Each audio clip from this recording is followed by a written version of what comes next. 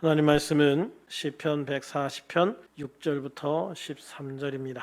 내가 여호와께 말하기를 주는 나의 하나님이시니 여호와여 나의 간구하는 소리에 귀를 기울이소서 하였나이다. 내 구원의 능력이신 주 여호와여 전쟁의 날에 주께서 내 머리를 가려 주셨나이다. 여호와여 악인의 소원을 허락하지 마시며 그의 악한 꾀를 이루지 못하게 하소서. 그들이 스스로 높일까 하나이다. 나를 애워싸는 자들이 그들의 머리를 들 때에 그들의 입술의 재난이 그들을 덮게 하소서. 뜨거운 숯불이 그들 위에 떨어지게 하시며 불 가운데서와 깊은 웅덩이에 그들로 하여금 빠져 다시 일어나지 못하게 하소서. 악담하는 자는 세상에서 굳게 서지 못하며 포악한 자는 재앙이 따라서 패망하게 하리이다. 내가 알거니와 여호와는 고난당하는 자를 변호해 주시며 궁핍한 자에게 정의를 베푸시리이다. 진실로 의인들이 주의 이름에 감사하며 정직한 자들이 주의 앞에서 살리이다.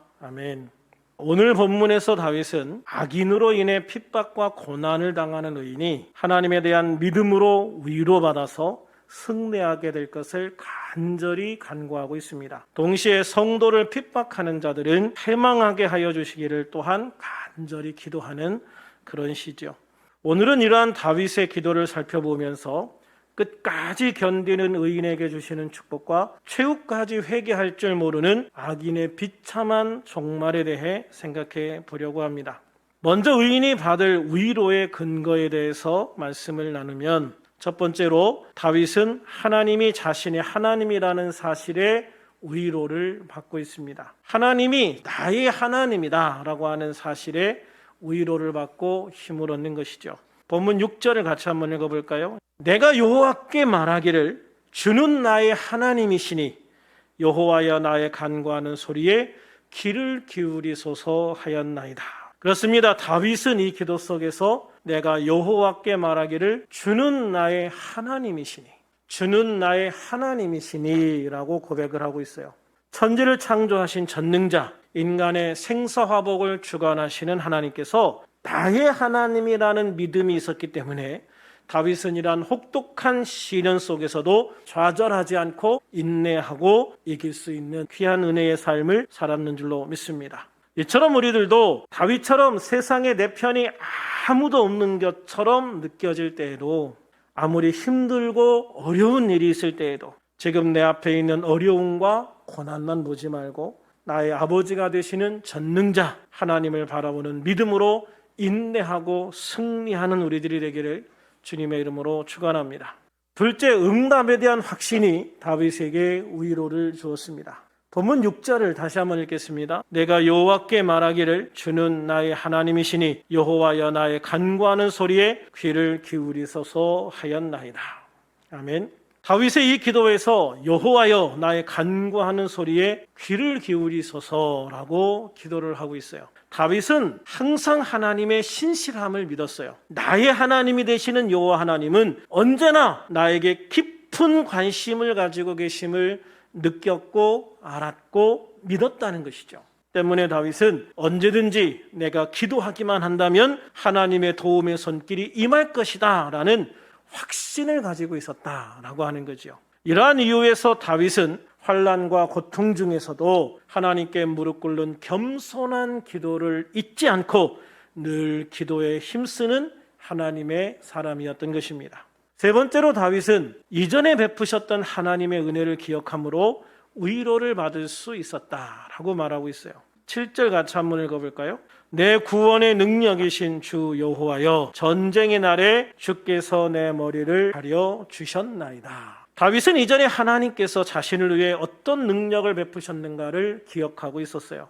상대를 쓰러뜨리지 못하면 내가 쓰러져야 하는 그런 일촉즉발의 위험 속에서 나를 지키시는 하나님, 나를 지켜주시는 하나님, 그 하나님의 능력을 익히 경험하고 알고 있었기 때문에 다윗은 어떤 상황에서도 위로를 받을 수 있었다라고 하는 것이죠. 이처럼 주님은 오늘도 그의 백성을 보호하시고 지켜주시는 걸 믿으시기를 바랍니다. 우리 몸 중에서 가장 중요한 머리를 지켜주셨듯이 하나님은 우리의 생명을 노리는 행악자로부터 우리를 지켜주시고 가장 안전한 투구를 씌워서 나를 지켜주시는 줄로 믿습니다. 이 세상에 누가 있어 우리를 이렇게 지키시는 하나님의 능력을 뚫고 나를 해할 자가 있겠습니까? 그러므로 하나님 안에 있는 우리는 세상에서 가장 안전하고 행복한 존재인 줄로 믿습니다.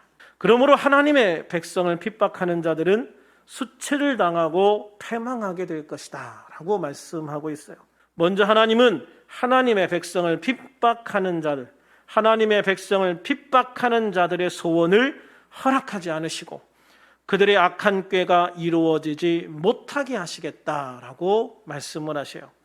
8절 같이 한번 읽어볼까요? 여호와여 악인의 소원을 허락하지 마시며 그의 악한 꾀를 이루지 못하게 하소서. 그들이 스스로 높일까 하나이다. 아멘. 악인이 당하는 최초의 수치는 그들의 계획이 무산되는 거예요.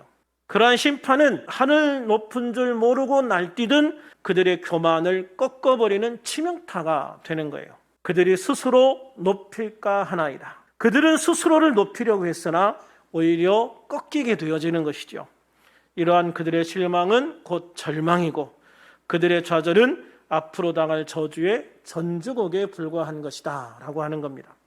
둘째로 스스로의 올무에 걸려 해를 당하게 된다라고 말하고 있어요. 악인에 대한 심판은 두 종류로 진행되어집니다. 첫째로 의인을 핍박하는 주동자는 그들이 세운 계획에 그들 스스로 걸려 넘어지게 되는 거예요.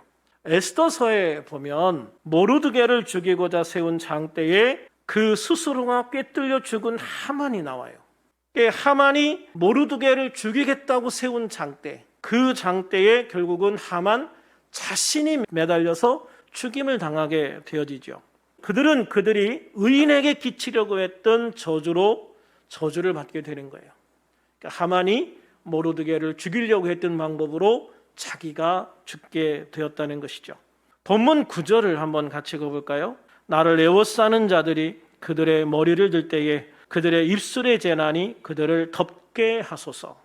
그들의 입술의 재난이 그들을 덮게 하소서. 즉 그들이 말한 대로 그들 스스로에게 해주세요 라는 것이죠.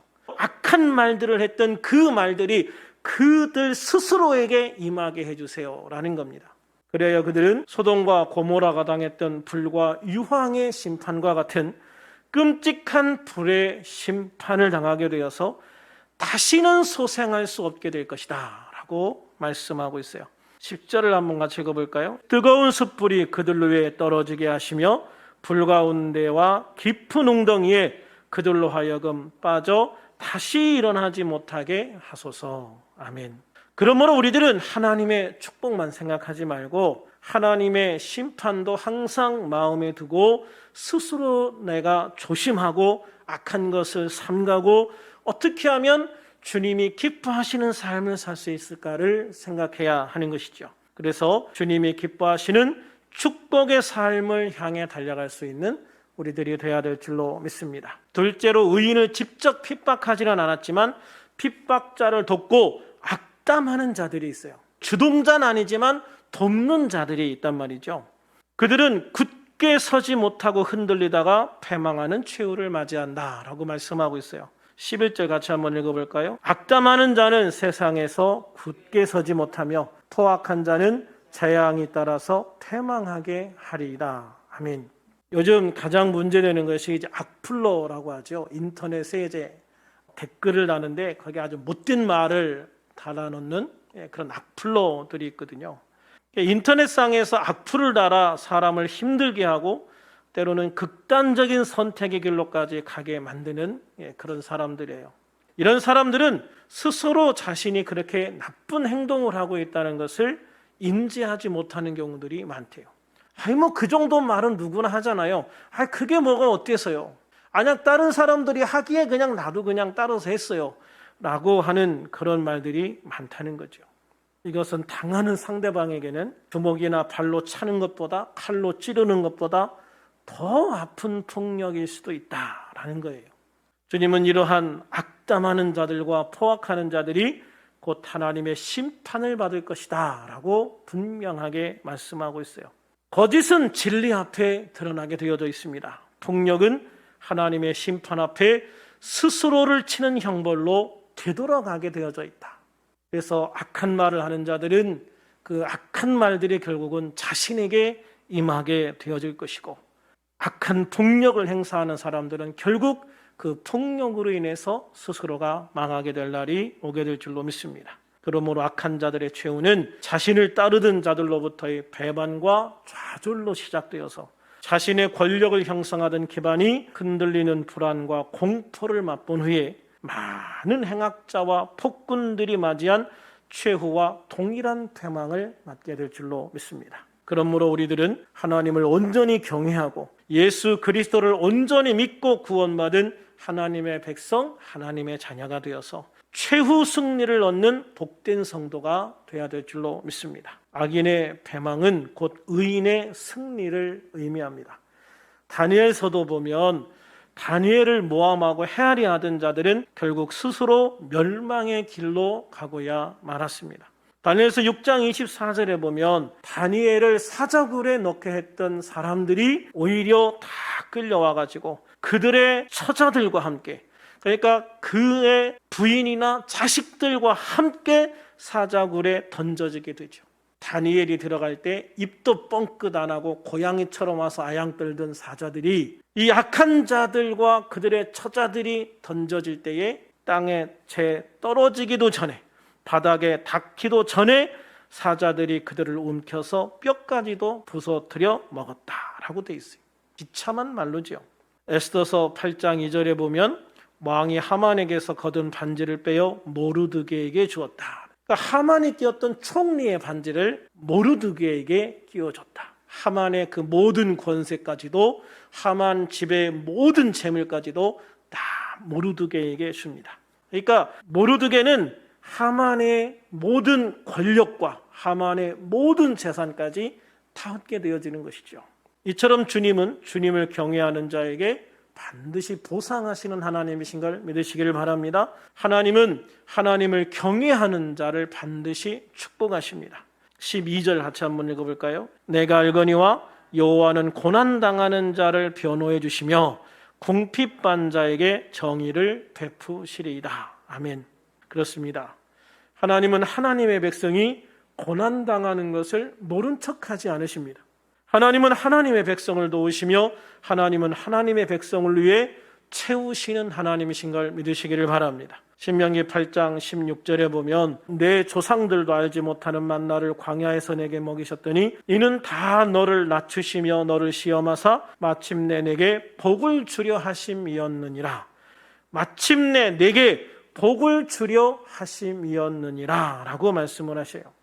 우리들이 예수님을 온전히 믿고 하나님을 경외하는 믿음을 가지고 있어도 이 땅에서 일시적인 고난을 당할 수 있어요.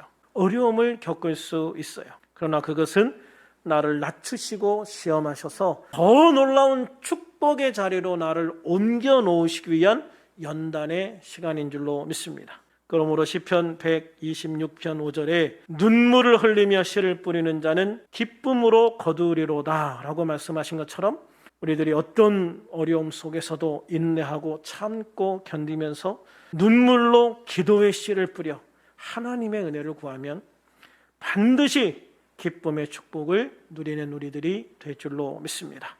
그러므로 우리들은 13절 말씀처럼 예수 그리스도를 믿는 믿음 안에서 절망은 소망으로, 비통함은 환희로, 좌절은 주를 향한 감사로 바꾸어서 항상 하나님 앞에서 축복된 삶을 살아가는 우리들이 되기를 우리 주 예수님의 이름으로 축원합니다. 축원합니다.